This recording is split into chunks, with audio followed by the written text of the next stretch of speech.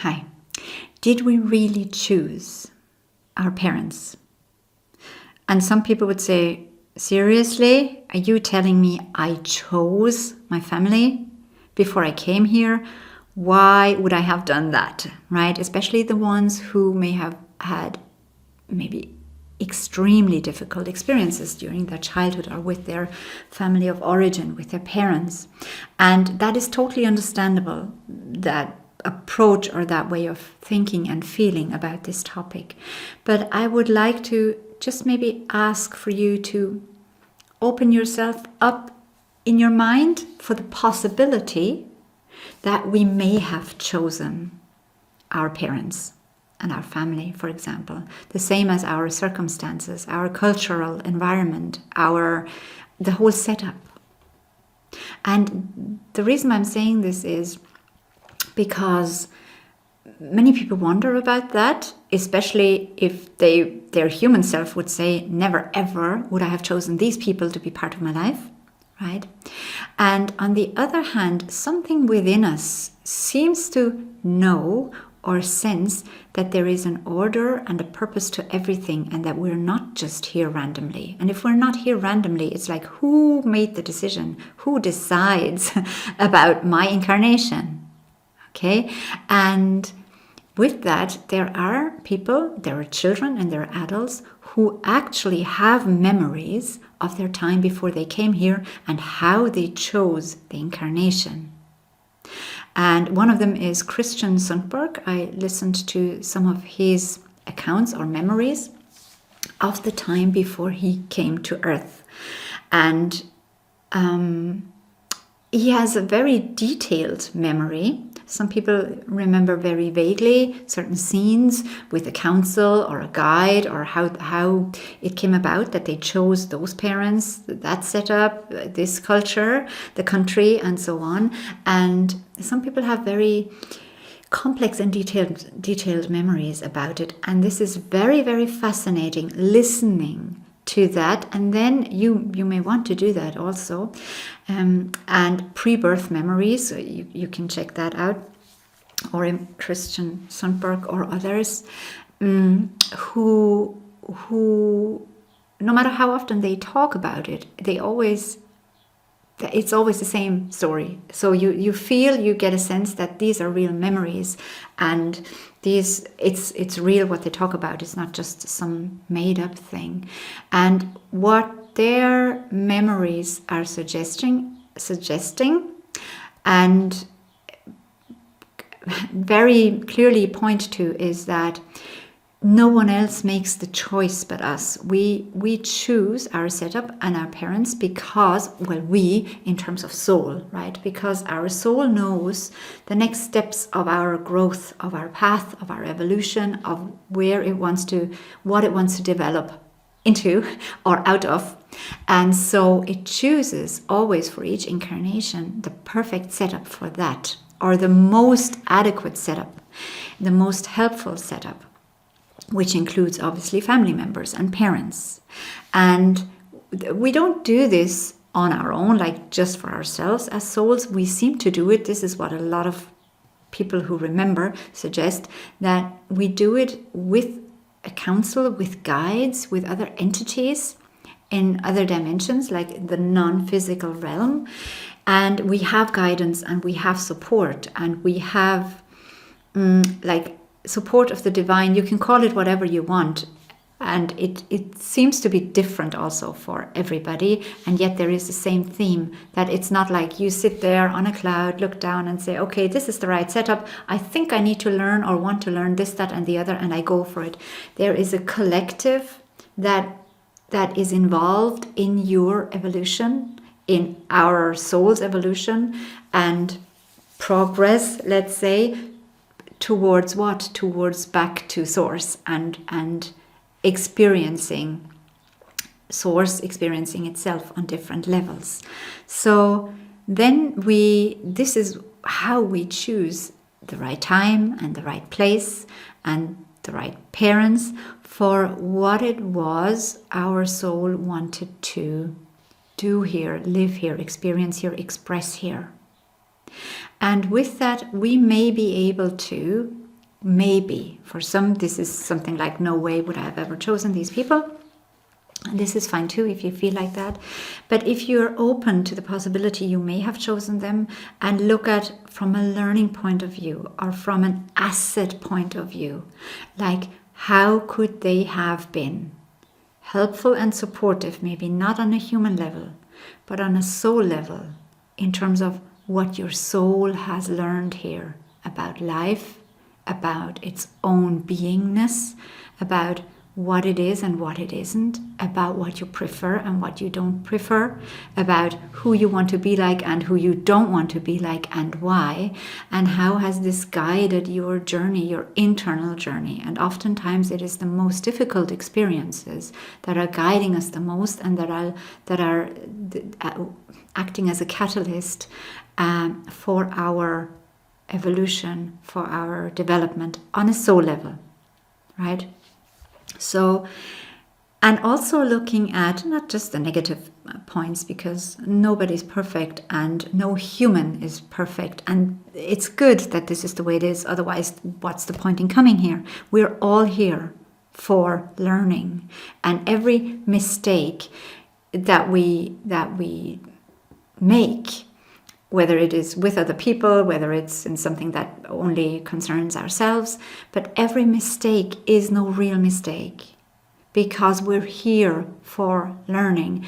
We place ourselves within the situation of being so incredibly limited and incredibly veiled.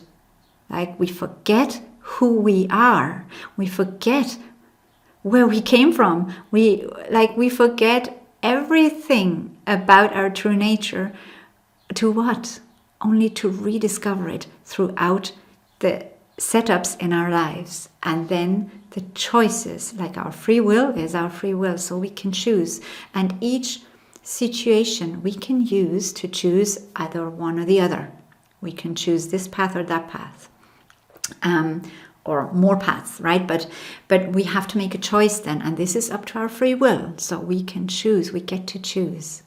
And when we look at, okay, who did we choose, for example, as our parents, and how did this support my journey? How, in what ways was it beneficial that it was exactly them at exactly that time, maybe also in their life? In exactly that region, that culture, that country, with the circumstances, whether it was even the social scale a family is on, right? Was it somebody who was born into extremely easy financial circumstances or very difficult financial circumstances? And all this, to look at all these setups. Okay, if I did choose this, if we, my soul and all the other supporters I have up there, if we deemed this as most beneficial for me, and I mean beneficial, not just like this is how you grow and yes, it's a tough path, but off you go. It's like beneficial in a very, very loving way. As if we look at this, how was this the most beneficial? How could this have been the most beneficial setup? I know why it was this culture. I know why it was in this part of Europe and not in this part of South America. Because, and once you engage in this and open yourself up to that neutrally, in a non-judgmental way, you can actually get a sense of why you chose this. And the second part of this is also that no matter what your relationship is with your family or with anything in your life, right, that you chose, which is everything, to remember that it all comes from the same source. So we are source, and there is nothing else but source. That is all that exists. So in effect, also your parents or anyone, we're the same. We are one. Right? That is the foundation of everything. We're all the same. We're all one. We are all the one source, the one consciousness.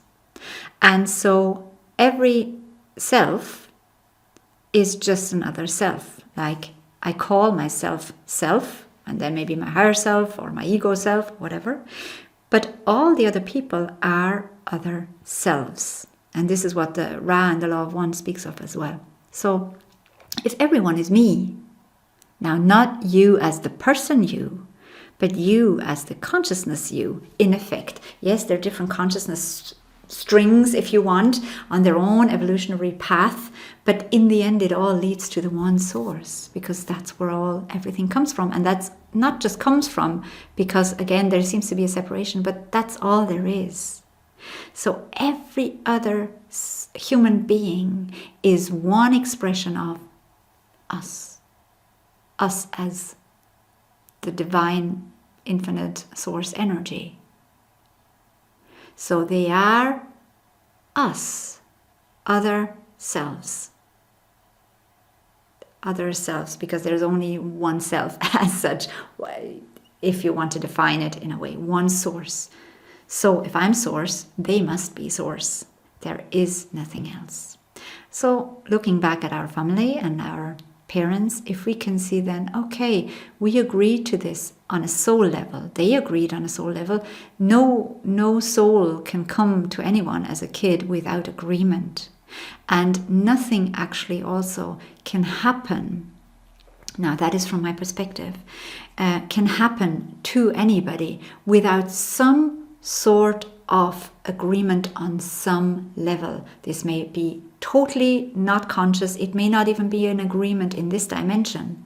But there, in my perspective, there must be some sort of an agreement on some level, in some dimension, that something can take place in that, with that stream of consciousness, as well, to that soul.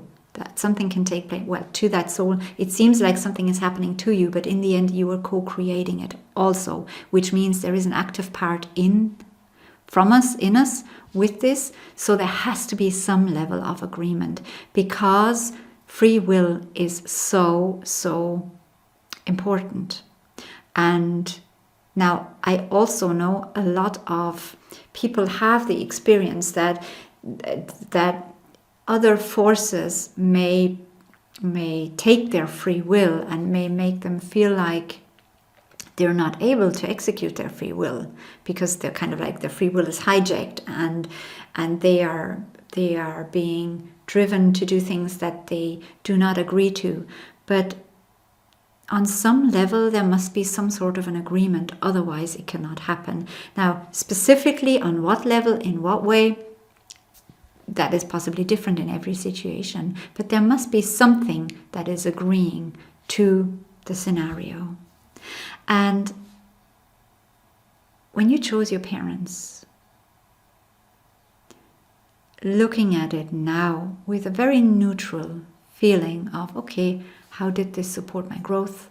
Where did it lead me to, or what did it help me with in terms of my development, my inner development? What chances did it give me to maybe develop out of certain things? How maybe the setup was such that you chose circumstances that did not necessarily nourish your sense of confidence in yourself. So how did this maybe contribute to you finding confidence later on in your own ways? Right? Because you didn't have maybe the support or the setup that instilled confidence in you or self-confidence in you. So you had to develop different ways of then at some stage actually developing self-confidence. And maybe you have that now. And this would not have been possible for you to develop if the circumstances had been different.